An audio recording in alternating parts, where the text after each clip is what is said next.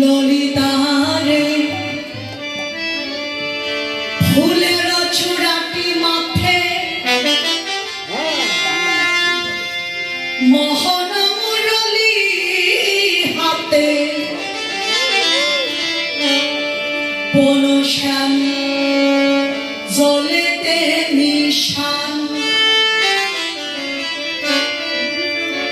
জলের বর্ণ আর আমার গোবিন্দের বর্ণ একই বর্ণ গোবিন্দের রূপখানা যেন জলের সাথে মিশে গেল তাই আমি দেখি দেখি দেখি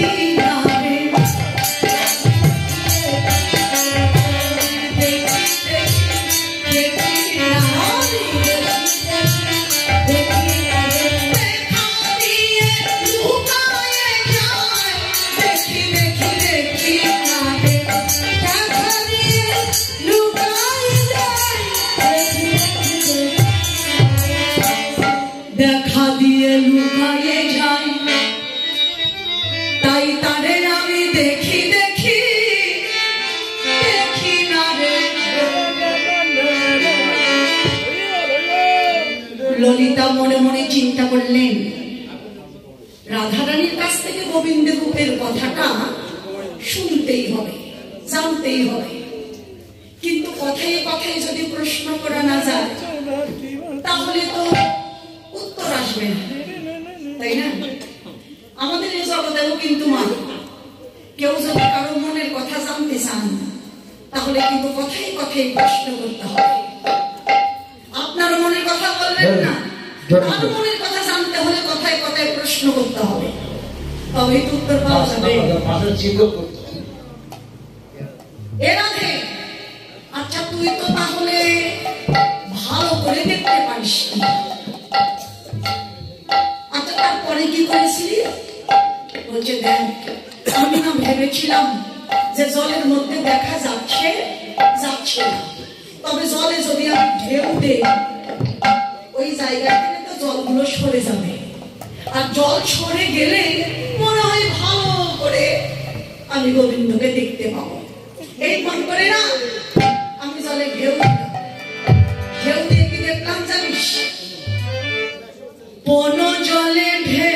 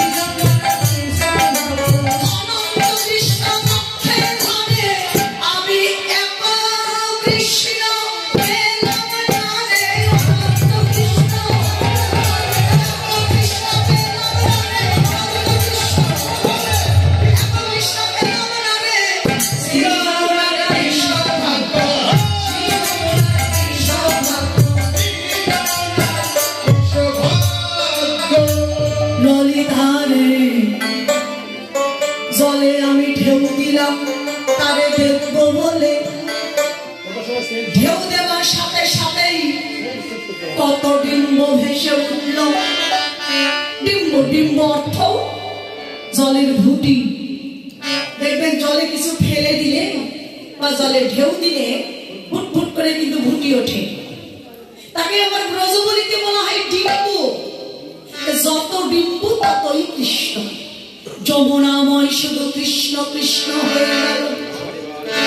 সেই যমুনার কি সৌভাগ্য।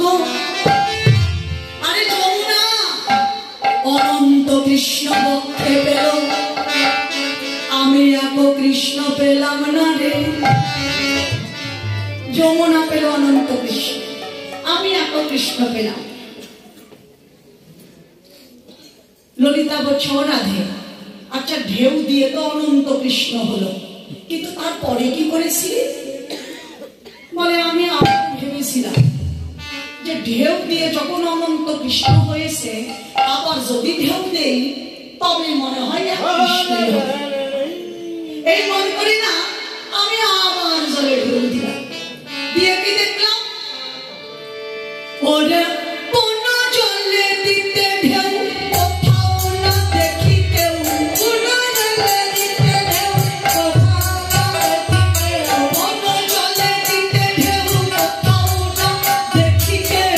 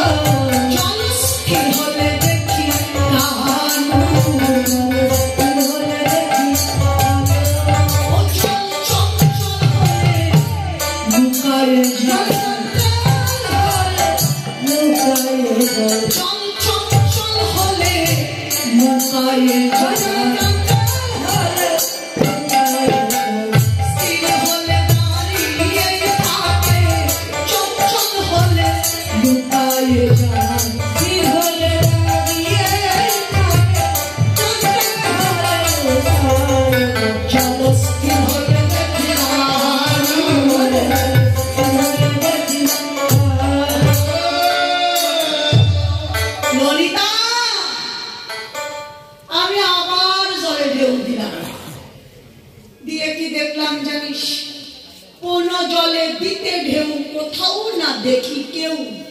জল স্থির হলে দেখি কানু। জল চঞ্চল হলে লুকিয়ে যায়, স্থির হলে দাঁড়িয়ে থাকে। হ্যাঁ, এটাই তো বাস্তব। প্রমাণ করে দেখবেন, জলের মধ্যে যদি একটা ছায়া দেখা যায়, জলে ঢেউ দেবেন, ছায়া কি আর একটা থাকবে? অনন্ত অনন্ত ছায়া দেখা যাবে। কিন্তু এক ছায়া দেখা যাবে কখন?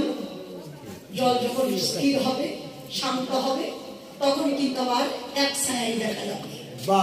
তাহলে জল চঞ্চল হলে লুকিয়ে যায়, আর স্থির হলে দাঁড়িয়ে থাকে।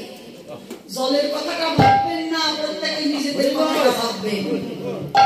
ভজনের কথা ভাববেন, একটা হলো বহির্জগৎ আর একটা অন্তর্জগৎ। ভজন সাধন করতে গেলে মন যদি কারো চঞ্চল হয়ে যায়, চঞ্চল মনে চঞ্চল বদনে গোবিন্দ ভজন কৃষ্ণ ভজন, কোনো ভজন সাধন হবে না। ভজন সাধন করতে গেলে চঞ্চল মন বাধ্য করতে হবে, শান্ত করতে হবে। চঞ্চল মনকে বাধ্য করতে গেলে কিসের প্রয়োজন? চঞ্চল মন বাধ্য করতে গেলে একমাত্র গুরু আশ্রয়। গুরুকৃপা ছাড়া চঞ্চল মন, এই যে দেহের কামনা বাসনা লোভ লালসা, এগুলো কোনোদিন আমাদের বাধ্য হবে না বাবা। আর যতদিন এগুলোকে আমরা বাধ্য করতে না পারবো, আমরা ভজনের প্রতি অগ্রসর হতেও পারবো। ভজনের প্রতি অগ্রসর হতে পারলেও গোবিন্দকে লাভ করতে পারবো। তাই ললিতা বলছে রাধে, আচ্ছা ঢেউ দিলি জল চঞ্চল হলো, জল শান্ত হলো, তখন গোবিন্দকে দেখলি, দেখে কি করেছিলি? বলে দেখে কি করেছিলাম জানিস? আমি আর ঠিক হয়ে দাঁড়িয়ে থাকতে পারলাম না, তাকে আমি ধরতে গিয়েছিলাম। ও তারে ধরি ধরি মনে করি, ধরিতে নাহি কপারি। ধরি ধরি মনে করি, ধরিতে নাহি কপারি। ধরি ধরি মনে করি, ধরিতে নাহি কপারি। ধরি ধরি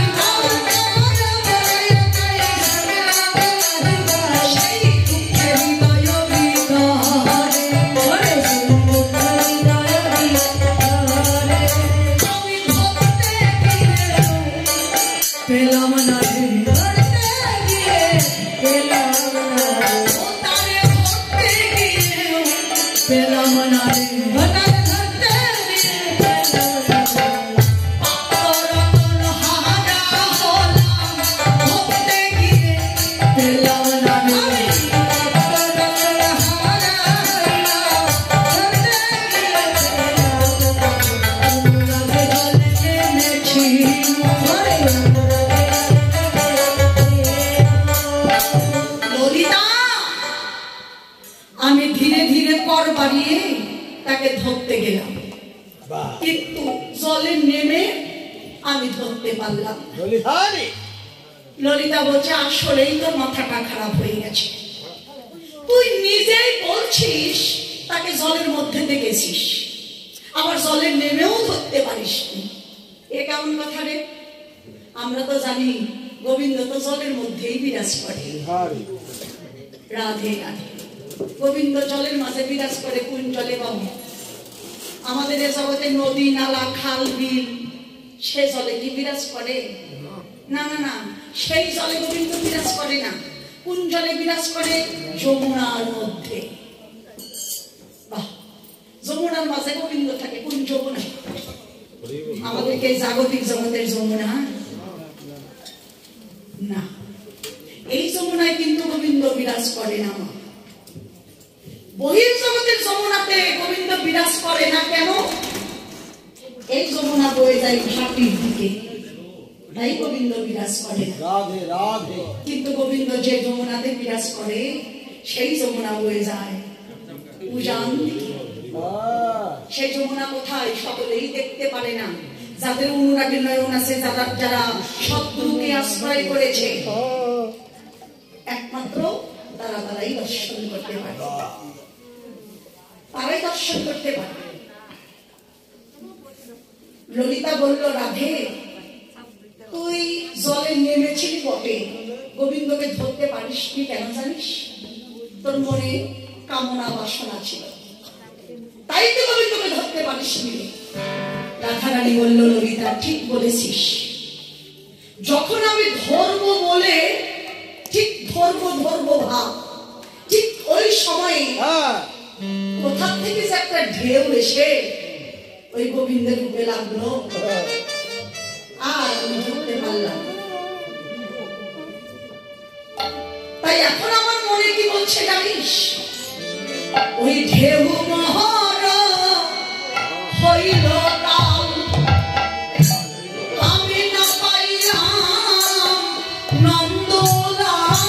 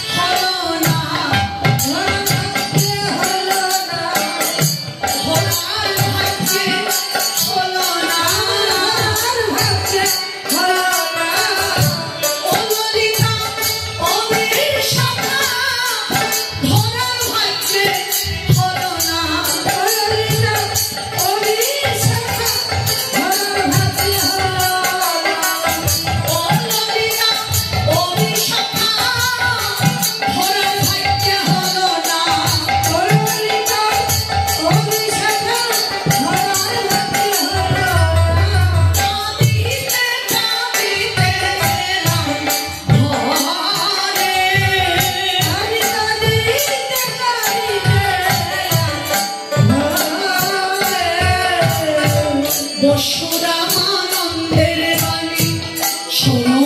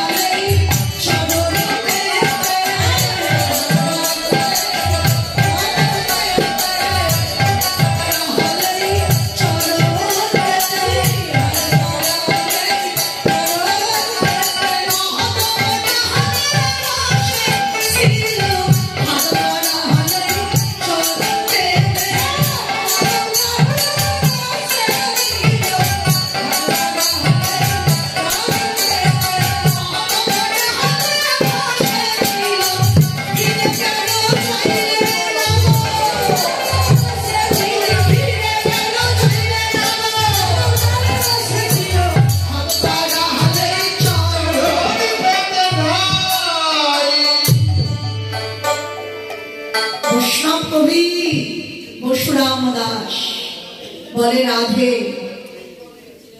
তুমি যে জলের মধ্যে দেখেছো, তোমার দেখাটাও ঠিক আছে, ধরতে গিয়েছিলে ধরতে পারোনি, এর মধ্যে একটু ভুল ছিল। তুমি ধরতে পারোনি কেন জানো? গোবিন্দ তো জলের মধ্যে ছিল না গো। গোবিন্দ কোথায় ছিল জানো?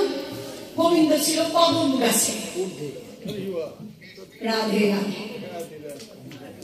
যারা বৃন্দাবনে গিয়েছেন এখনো কিন্তু ওই কদম্বের গাছ দিতে এখনো আছে বড় যমুনার ঘাটে। তার একখানা ডাল ওই যমুনার মধ্যে গিয়েছে, সেই ডালে বসেছিল গোবিন্দ, আর তার আপন অঙ্গে ছায়াটা লেগেছিল জলে। রাধারানী যমুনাতে কলস ভরতে গিয়ে ওই গোবিন্দের মুখখানা দেখেছিল, তাই ধরতে গিয়েছিলেন, কিন্তু জলের ঢেউ লেগে ছিন্ন বিচ্ছিন্ন হয়ে গেছে, ধরতে পারেন। তাই রাধে তোমার দেখবার ধরবার তোমার এতই সাপ ছিল, তুমি উপর দিকে কেন চাইবে না? গোবিন্দ তো নিচে থাকে না। ও মা, গোবিন্দ কি নিচে থাকে? থাকে না, গোবিন্দ থাকে অনেক ঊর্ধ্বে।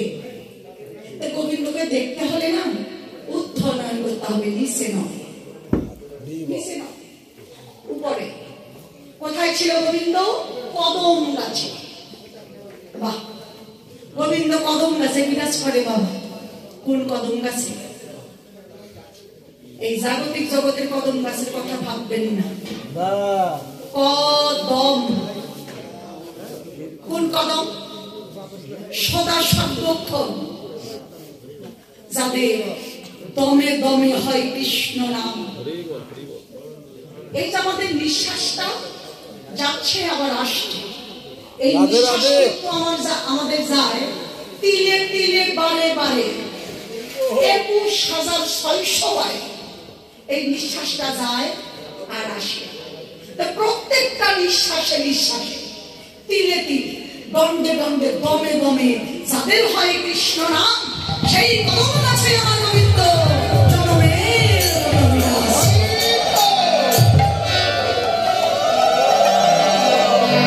সেই হলো কদম। ললিতা বলছে, রাধে তুই আরো বল। আরো না, যতই বলছিস আমাদের না ততই শুনতে জানতে আশা আকাঙ্ক্ষা যেন বেড়ে যাচ্ছে। আরো কোথায় কি অবস্থায় তাকে দেখেছিস সেই রূপের কথাগুলো বল। রাধারানী বলতে লাগলো, সখীরে ওই আমি কি রূপ দেখিলাম কালিন্দীর ফুলে, ওই আমি কি রূপ দেখিলাম কালিন্দীর ফুলে,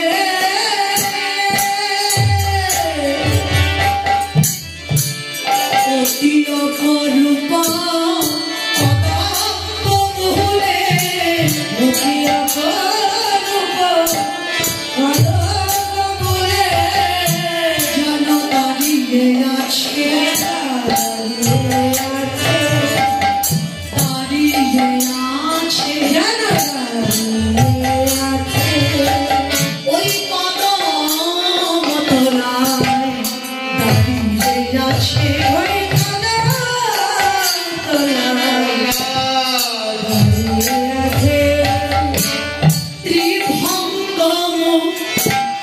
মূরতি ধরে শ্যাম নাগর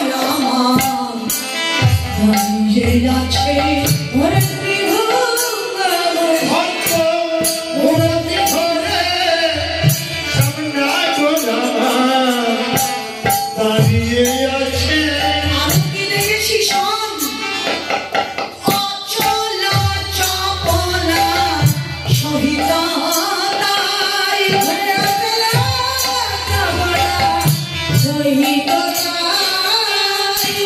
মৃগঙ্গ রহিত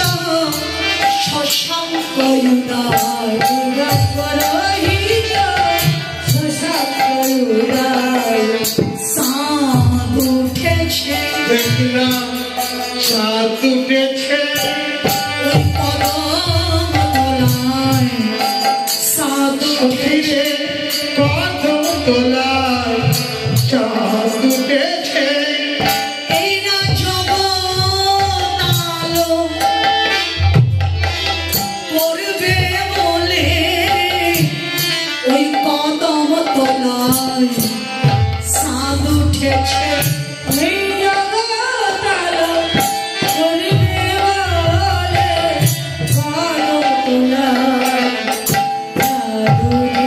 শুধু তাই নয়, আরো কে দেখেছি শোন, নাচিছে ময়ূর জলদ পরি, নাচিছে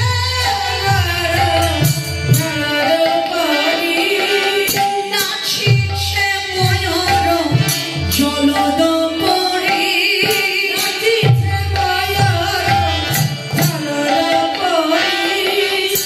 অলি গণ সবে সাদে ঘেরি, অলি গণ সবে সাদে ঘেরি, যেন ময়ূর নাচিছে, ময়ূর নাচিছে, ময়ূর নাচিছে, ময়ূর নাচিছে, ওই মেঘের উপরে ময়ূর নাচিছে,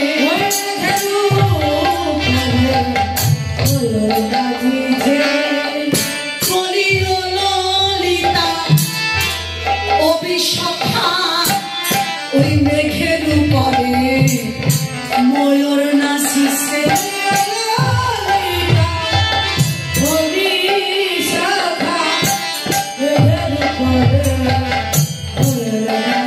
শুধু তাই নয়, আরো কি দেখেছি, বিপদ সরজ মিলিত বিধু,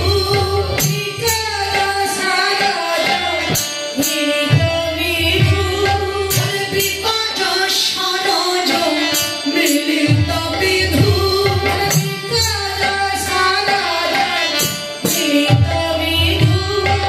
মেঘের গরজে অমিয় মধু, মেঘের গরজে অমিয় মধু, ফুল ফুটেছে, ফুল ফুটেছে, দেখলাম ফুল ফুটেছে, ফুল ফুটেছে, ওই যমুনার কুলে ফুল ফুটেছে, যমুনার কূলে ফুল ফুটেছে, ওই আমি এই এখনই দেখে এলাম যমুনার কুলে ফুল ফুটেছে,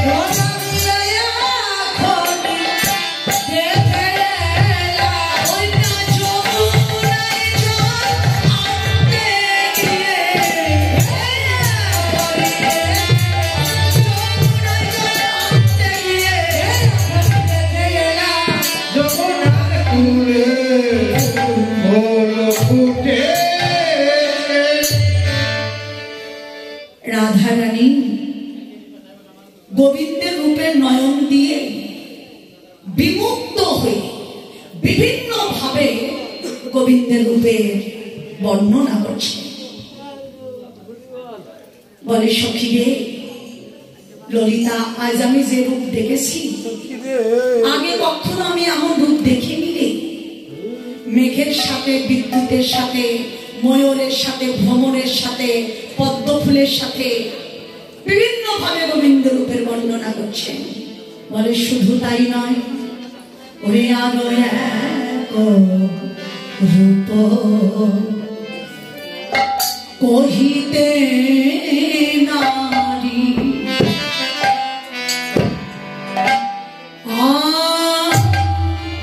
যথা মেঘ তথা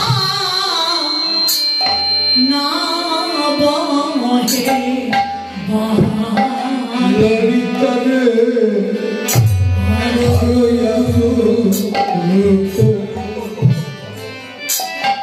আমি কহিতে জানি,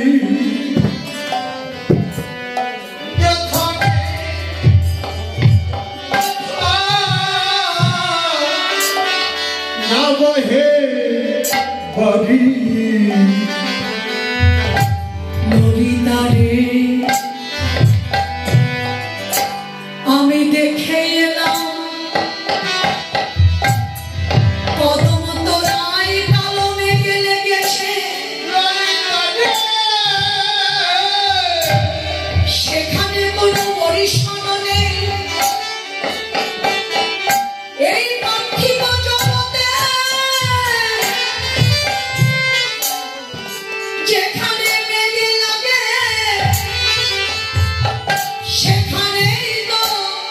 পরিসর হয় আর আমি দেখে গেলাম লেগেছে কদম তলায় পরিসর হলো বৃন্দাবনে ললিতা মেঘ তো শুধু কদম তলায় লাগে না ওই মেঘ আরো কোথায় লাগে জানিস বলি মেঘ লেগে গেছে